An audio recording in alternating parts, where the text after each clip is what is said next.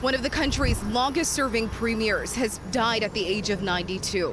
Bill Davis passed away of natural causes surrounded by his family. A man of vision, William G. Davis. Bill Davis is being remembered as a phenomenal public servant, considered the most successful political leader of the province and the country, having passed more legislation than any before him. I've got a plaque here in recognition of your leadership and your service to the people of Ontario. Thank you so much.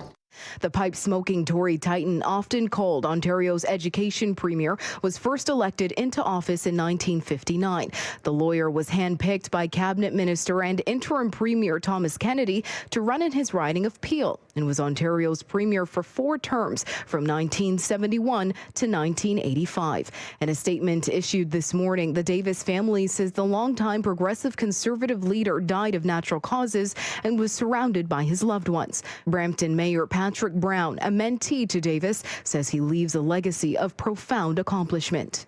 Everything that ranges from the Charter of Rights and Freedoms that he helped broker with Pierre Elliott Trudeau, to Ontario's college education system, to the first woman cabinet minister. He was ahead of the times on equity issues. He was just a phenomenal public servant, the definition of decency. And on a personal note, it's devastating. You know, he was a friend and a mentor, and it's a big loss for our city, but I believe it's a big loss for Canada. Mayor Brown goes on to say Davis taught him to take his partisan blinders off, that good ideas can come from any party, and good leadership means listening to all corners of discussion and debate. During Davis's terms in office, his administration increased healthcare and education systems, stopped the Spadina Expressway through Toronto, limited rent increases, lowered the drinking age from 21 to 18, and curbed wage hikes for broader public servants.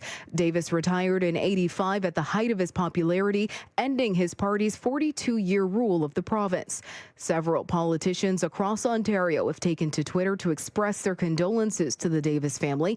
Premier Ford and NDP leader Andrea Horwath calling him a class act, as well as Toronto Mayor John Tory issuing a full statement remembering his former mentor as one of the greatest leaders in the history of our country. The City of Toronto and Brampton have both lowered flags today at all municipal buildings, and Mayor Patrick Brown says a monument is coming to Main Street in Brampton, where the late premier lived all his life. We're going to get back to that work of building the monument. And, I was hoping that he would be alive to see the monument built, but it's even more fitting now that we pay tribute to someone that I believe is a Canadian hero. Davis is survived by his wife, children, grandchildren, and great-grandchildren. A private funeral followed by a public celebration is expected to be announced at a later date. In Toronto, I'm Rhianne Campbell for City News.